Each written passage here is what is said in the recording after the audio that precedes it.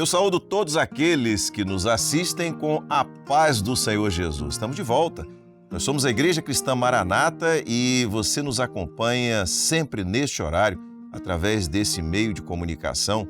É porque nós temos um sistema multiplataforma. Você pode estar nos assistindo por alguns canais de TV, você pode estar nos assistindo pelo canal 126, por exemplo, do sistema RO da Embratel, canal 85 do sistema da Sky Livre também, que é transmitido de maneira aberta para todo o Brasil. Você pode estar nos assistindo pelo canal da Igreja Cristã Maranata no YouTube ou pela TV aberta em alguns canais de televisão pelos quais nós transmitimos esse conteúdo. Seja bem-vindo ao programa da Igreja Cristã Maranata, um programa que sempre traz aqui um assunto, um tema, uma discussão, uma conversa sobre algo que é muito importante para você saber, porque diz respeito aos nossos dias, diz respeito ao projeto de Deus para o homem, tá certo?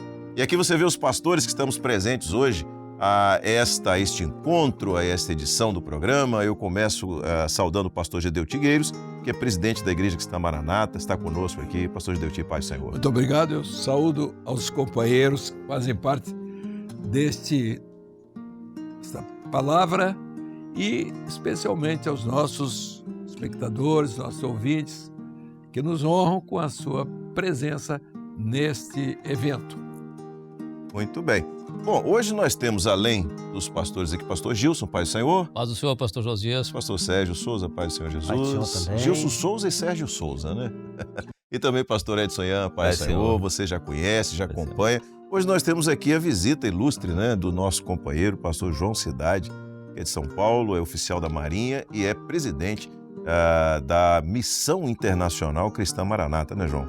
Paz do Senhor Josias, paz do Senhor pastor Gedeu Tigueiros, os demais pastores, os nossos telespectadores. Uma grande alegria estar junto com os irmãos nesse evento. Amém. Aliás, eu vou dizer para você o seguinte, está aparecendo aqui o QR Code e esse QR Code aponta para o canal da Igreja Cristã Maranata no YouTube. É importante você acessar, você ir lá, monta a câmera do seu celular, você vai para lá e navegue. Nós temos uma quantidade notável, são mais de 9.000 conteúdos colocados ali no canal da Igreja Cristã Maranata e dentre eles, um que você pode pesquisar ali, que é a Missão Amazônia. É algo maravilhoso, notável, tanto a Missão Amazônia quanto a Missão Sertão. Nós estamos falando isso porque o pastor João Cidade, né, à frente da missão, é quem está na coordenação desse trabalho, que é um trabalho notável. Vai lá ver o trabalho que é feito, eu tenho certeza que você vai gostar muito. Mas aqui, a gente volta para o assunto do programa. Você que está acompanhando sabe que nós estamos tratando sobre o conteúdo profético que está nas 7 cartas do Apocalipse. Nós entramos no livro do Apocalipse, temos trabalhado esse assunto desde a primeira edição desse programa e se por algum motivo você não assistiu a edição anterior, no nosso canal do YouTube tem todas as edições, você pode voltar a assistir, você vai ficar maravilhado com aquilo que tem sido trazido aqui. E na semana passada nós deixamos uma pergunta. Eu vou pedir ao pastor Gedeu para falar um pouco acerca desse assunto, que é o seguinte, a pergunta é a seguinte: como o Senhor Jesus se apresenta no livro de Apocalipse e como é essa apresentação dele, naturalmente, como Senhor da igreja, e qual a relação de Jesus com esta igreja, com a igreja fiel e com o Pai? Pastor Gedeu, a pergunta, temos alguns textos, a hora que você quiser a gente coloca no ar. Inicialmente, eu gostaria que os textos fossem colocados e a primeira pergunta, a pergunta está desdobrada em algumas outras, mas a primeira pergunta é a respeito do meio, como o Senhor se relaciona com a sua igreja no decorrer dos séculos. Profeticamente e historicamente, já temos visto que as cartas do Apocalipse, as 7 cartas, são enviadas às igrejas da Ásia. Seus nomes já estão bem conhecidos nossos, já podem até se colocar também no painel, mas se for o caso. E nós conhecemos a primeira carta, a carta de Éfeso, a segunda carta, a igreja de Esmirna, a terceira, a de Pérgamo, a quarta de Tiatira, a quinta a quinta, a igreja de Sardes, a sexta, de Filadélfia, e a sétima, a de Laodiceia. Cada carta tem um significado especial e, ao mesmo tempo, cada carta se relaciona com cada parábola do capítulo 13. Capítulo 13 de Mateus. Desculpa, as sete parábolas do capítulo 13. Isso. Muito obrigado. Do capítulo 13 de Mateus. Então, são diversas parábolas. Então, a cada carta, já vimos a primeira carta de Éfeso, a relação com a primeira parábola, já foi falado a respeito da palavra, Sim. a respeito das dificuldades da igreja em todo o decorrer dos séculos. Então, está tudo muito bem profetizado ali na primeira parábola. E, ao mesmo tempo, a operação do Espírito do Senhor, dos 7 Espíritos do Senhor, que estão lá no livro de Isaías. Profeta Isaías, capítulo 11. Capítulo 11, verso 2. Isaías, capítulo 11. Então, recordando, estamos vendo isso aqui. Passamos um pouco, porque nós não conseguimos falar tudo a respeito da igreja, a primeira igreja. Porque o conteúdo profético que envolve cada igreja, ele é extenso. A partir de quando começamos a ver, inclusive, o escritor do livro, né? E há dias atrás, estamos no domingo agora, fizemos na Escola Bíblica Dominical algumas perguntas que estão nos 3 primeiros versículos do livro de Apocalipse, que são referenciais e direcionadas para o decorrer de toda a história da igreja. Onde encontramos a Trindade, onde encontramos os motivos do livro. Então, são detalhes que já passaram. Mas respondendo agora a pergunta, então nós vamos ver no texto que eu gostaria que todos lessem comigo. Apocalipse, capítulo 1, 13. E no meio dos 7 castiçais de ouro, quem está no meio dos 7 castiçais de ouro? A figura do Senhor Jesus. Semelhante ao Filho do Homem que está escrito ali, que é Jesus, vestido até os pés, de um vestido comprido, exigido pelos peitos com um cinto de ouro. Quando fala os seus pés, e quando fala sobre o seu cinto, quando fala a figura dele, nós estamos vendo ali o sacerdote, a figura do sumo sacerdote, onde nós vamos ter a resposta da segunda pergunta. Então, na primeira pergunta, ele se relaciona com a igreja através do seu próprio Espírito, que ele está no meio dos 7 castiçais de ouro. Os 7 castiçais falam, têm um significado, simbolizam a operação dos 7 Espíritos de Deus em toda a história da igreja. Então, Jesus se relaciona com a igreja através do seu Espírito, através dos 7 Espíritos. Não é que ele tenha 7 Espíritos ali colocados, mas são as ênfases da operação. A operação do Espírito Santo na vida da igreja. Então, já tem o Espírito de Sabedoria, então, todos que estão escritos ali, mais tarde nós podemos voltar ao painel, mas, então, no primeiro, nós vemos, ele se relaciona, de que forma, na primeira carta, ele como centro de tudo. Espírito do Senhor. O Espírito do Senhor. Então, toda a operação do Espírito Santo, ela veio para consolidar, para robustecer, para trazer do Velho Testamento a mudança que era necessária, que é a mudança doutrinária. Então, essa doutrina que veio por revelação. Por isso, a presença dos 7 castiçais de ouro. E diz assim, aí veio a palavra do Senhor, diz, eu vou tirar os 7 castiçais, se não tiver do meu jeito. Se eu não encontrar gente para continuar trazendo as minhas revelações, usando a minha palavra por revelação, isso acabou mesmo.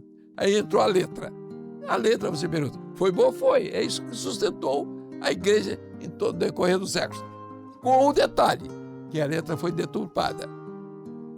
E a letra voltou outra vez quando, em 1517, né, Lutero propôs a grande reforma, que ele não queria reformar a igreja. Ele não queria reformar, ele não queria mudar de igreja, ele queria uma reforma. Só que a igreja tinha os seus motivos políticos, religiosos, materiais, seja o que for, e ela continuou a sua forma, onde a palavra foi colocada, veio outra vez sendo deturpada de novo, com filosofia, com teologia, a mesma coisa. A luta do homem, ela sempre existiu. O homem é o homem filosófico, então, onde Deus é humanizado e o homem é endeusado. E a partir, inclusive, dos imperadores romanos, que ele era, né, a doutrina dele, Marco Aurélio, né? É isso? Marco Aurélio. Ele é estoico.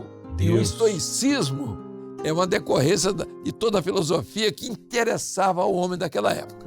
Vamos voltar agora à pergunta e dar a segunda resposta à pergunta que foi feita. Na segunda resposta, pastor Gideoti, nós temos também um texto. Pode falar. Apocalipse capítulo 1, verso 6. Então, no capítulo 1, ótimo, o verso 6, assim, e nos fez sacerdotes para Deus e seu Pai.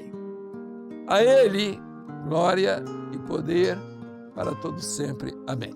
Então, o que é que Ele fez? Como nos fez sacerdotes, Ele agora nos coloca na relação com Deus pelo seu sangue.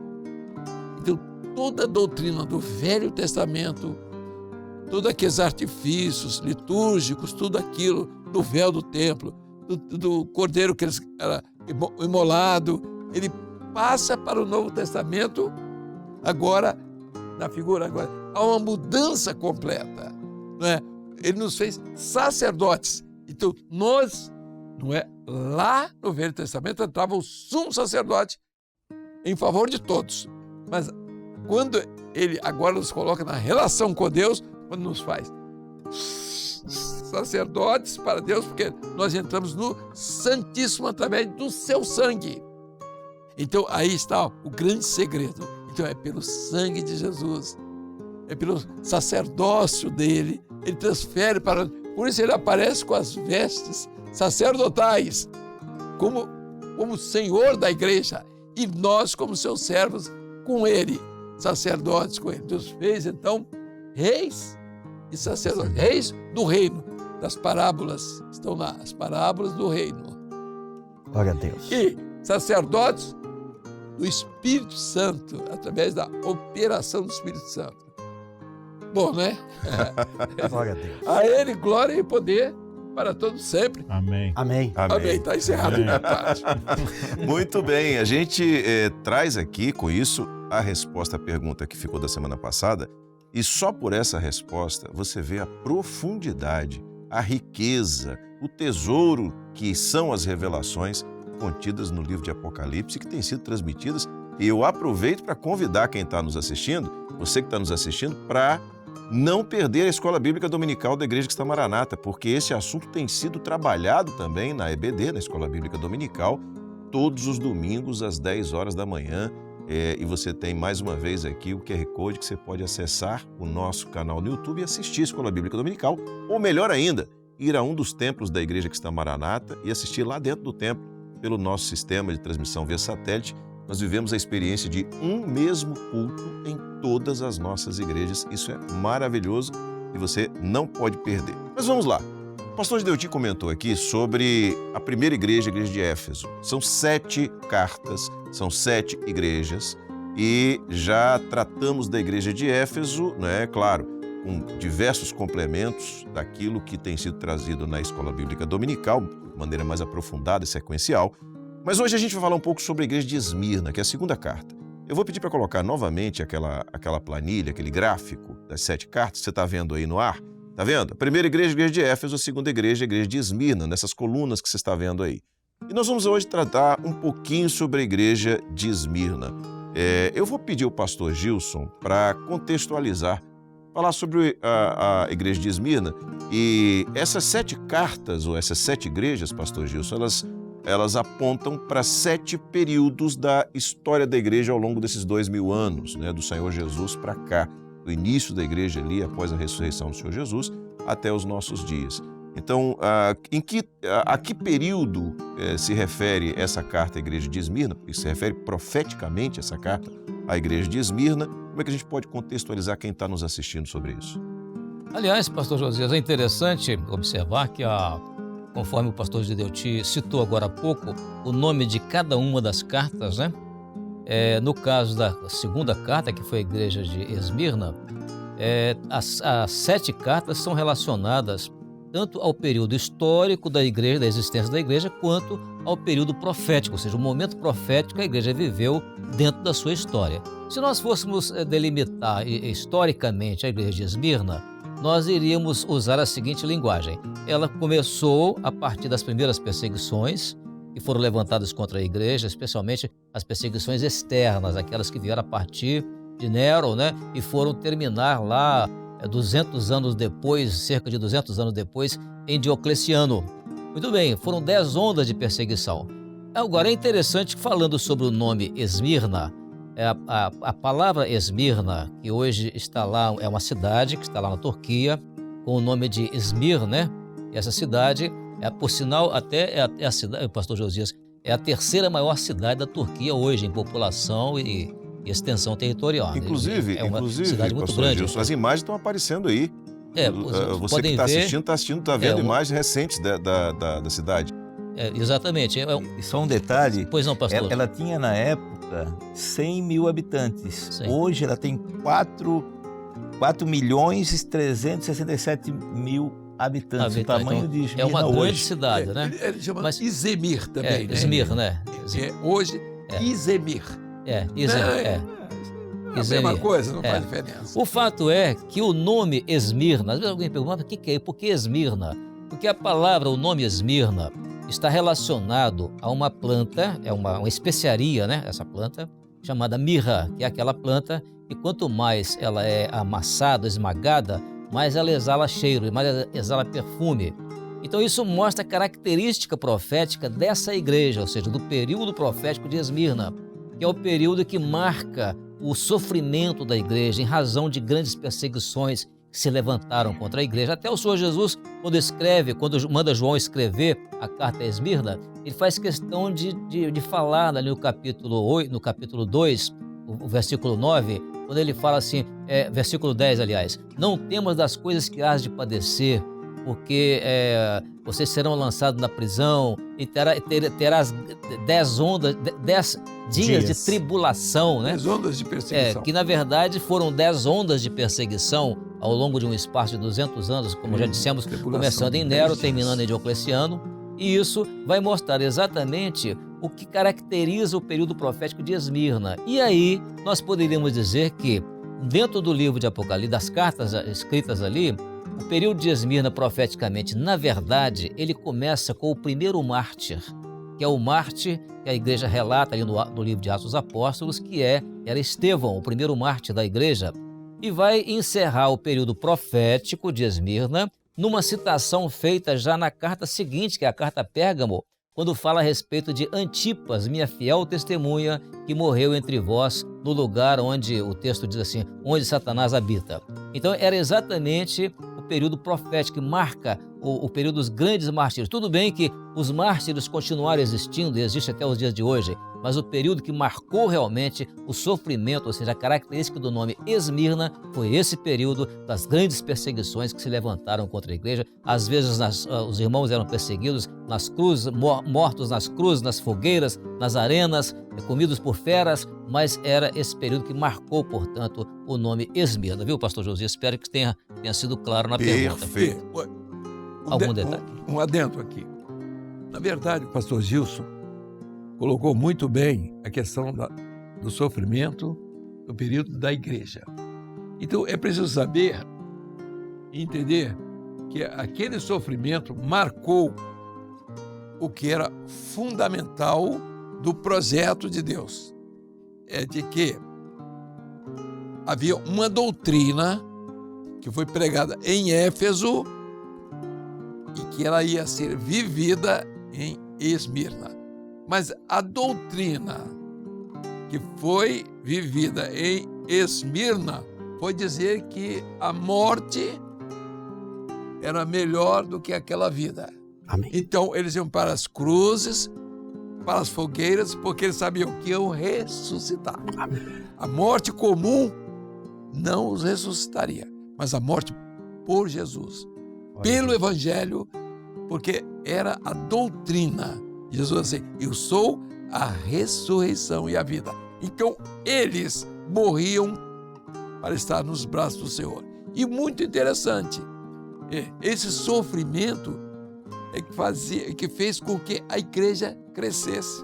Era o perfume exalando o cheiro. A igreja não tinha serviço de som, o mundo não tinha o barulho das máquinas, não tinha nada, e a forma como haviam as conversões era o testemunho. E a igreja, naquela época, não era uma composição de gentílica. Inclusive, você falou das perseguições de fora e de dentro. As de dentro começaram com os judeus, com o judaísmo, que eles não queriam o cristianismo. E muitos se convertiram. Havia os judeus cristãos, havia os judeus comuns e haviam os gentios que faziam parte. Eram os 3 grupos que faziam parte da igreja. Mas o que é muito importante, e que você falou, é de que o período de Esmirna, ele começa em Éfeso, com Estevão, que Estevão fez parte da primeira igreja, que foi a igreja de Éfeso. E o período de perseguição só vai terminar em Antipas, que já está na outra carta, igreja. A de Pérgamo. Tá entendendo? A minha fiel testemunha, o qual foi morto entre vós, onde Satanás habita. Isso me chamou a atenção, e foi uma pergunta que eu fiz ao senhor. Por que essa palavra desse homem aqui, Antipas? Falar em Pedro e João, tá tudo certo. Mas Antipas, e Antipas foi a última testemunha da fidelidade da fé. Quando morre a fé, e vai surgir a razão, né, no meio do cristianismo. Então, a lei veio, o Constantino determinou que não houvesse mais morte. Edito de Milão. Mas até chegar a notícia, havia o último servo de Deus que morreu no sacrifício, sacrificado. Meus irmãos, isso é notável. Então, a igreja, por isso, a sequência, não é? Você não pode separar uma igreja da outra, porque a igreja de Pérgamo, a primeira igreja de Éfeso, morre quem estava já na igreja de Esmirna. E eu gostaria, porque você tem uns companheiros aqui que tem muita coisa ainda para falar sobre esses, porque sobre nós tivemos os mártires. Uhum. Nós tivemos os mártires da primeira igreja, que foi da igreja chamada Apostólica, que vai até o ano 100. E eles vão falar alguma coisa, eu acho que eles estão em condições, inclusive os nossos convidados aqui, o nosso convidado, falar alguma coisa sobre isso. Vale muito a pena falar sobre aqueles... Estevão, né? Estevão já foi mencionado. Vamos falar sobre Tiago, sobre Pedro, sobre Paulo, inclusive aqueles da igreja de Esmirna, o pastor de Esmirna. Como era o nome dele? Esse era Policarpo, né? Policarpo. Policarpo. Ele morre em 1166, né? 155 ou 156, por aí, assim. Dia 23 de fevereiro. Exato. Preciso. 23 de fevereiro. Bom, né? Aí, uma grande perseguição foi feita pelo imperador Nero. Ele matou praticamente todos o restante dos apóstolos, menos João, né? Ele teve aquele conflito lá do fogo em Roma. Ele mesmo tocou fogo, a história diz praticamente que foi ele, e ele acusa os cristãos. Então ele começa uma grande perseguição ali, ele mata Paulo, né, em 67. 67, Pedro, todos os apóstolos que tinham ficado morreram, menos João. que o Senhor mesmo tinha preservado a vida dele. Então, nós vemos ali que essa igreja, ela sofreu, né, foi moída, né, Esmirna, foi moída, exalou esse perfume, deixou esse legado maravilhoso para nós, que nenhum recuou. Quando o Senhor profetizou para Paulo, importa que tu, assim como tu pregasse em Jerusalém, importa que tu dê testemunho lá em Roma. Então, Paulo sabia, e o Senhor disse assim, mas não temas. A palavra que o Senhor deu para ele lá na profecia, lá no início, já no começo das primeiras viagens de Paulo. E Paulo, quando ele sabia que ele ia estar em Roma, ele sabia que o Senhor tinha um propósito para ele ali, e ele foi vitimado, muitos com os outros ali, mas deixou esse legado maravilhoso, né? Fazendo parte dos mártires de Esmirna. Vamos ver o João. Não, o pastor comentou sobre Policarpo, o pastor Gilson começou o comentário ali falando sobre Policarpo, e há um testemunho assim, muito interessante a respeito da vida dele, ali, do seu martírio, quando ele é levado, né, diante ali daquelas autoridades, para que ele até dissesse que César era Senhor. Mas ele já um senhor de idade, né, lá com seus 86 anos, né, 86 anos, ele diz assim, como é que eu vou negar aquele que ao longo, né, da minha vida ele me sustentou? Aliás, a expressão dele literalmente foi a seguinte: servi a Cristo por 86 anos e ele nunca me fez mal. Como poderia eu blasfemar contra o meu Rei e Salvador? Louvado seja o Senhor, né? Ficou testemunho, E aí né? ele terminou dizendo, Jesus Cristo é o Senhor. Glória a Deus. E uma colocação que é importante também fazer: o que levava ou o que levou esses irmãos do passado e o que leva o povo de Deus, a igreja fiel hoje, a ter essa firmeza, a não recuar, não compor com aquilo que o mundo tenta introduzir e desvirtuar o evangelho. O que sustenta essa igreja é o Espírito Santo. O Senhor Jesus fez uma promessa: eles vão ficar em Jerusalém, vai descer o meu Espírito Santo. E no dia de Pentecostes, nasceu a igreja a partir do quê? Como é que nasceu a igreja? Veio do céu um som, ou um vento, como de um som veemente, impetuoso, línguas repartidas de fogo. Agora, esse Pentecostes lá foi amanhã do Pentecostes. A noite do Pentecostes ainda não aconteceu. Por isso que o Pentecostes permanece. Muito bom. E o que sustenta a igreja hoje é a mesma operação do Espírito Santo. A noite do Pentecostes vai ser no arrebatamento da igreja, quando o Espírito Santo e a igreja serão retirados do mundo e a igreja vai se encontrar com o Senhor nas nuvens. Glória a Deus. É isso que move a igreja hoje, nos faz olhar mais para a eternidade do que até para esta vida, né? Bom, a gente tem um bom problema, eu costumo dizer isso aqui, que nós temos muito a dizer e o tempo é curto, então a gente precisa encerrar. E eu me despeço dos companheiros aqui, pastores, com a paz do Senhor Jesus, expectativa de estarmos juntos, né, em outra oportunidade. João, foi muito bom ter você conosco. Amém. Aqui. Louvado seja o Senhor. Sinta-se sempre convidado. Uma alegria estar com os companheiros. Quando Louvado seja o Senhor. Estamos aprendendo. Quando vier de São Paulo para cá, esteja conosco, tá certo?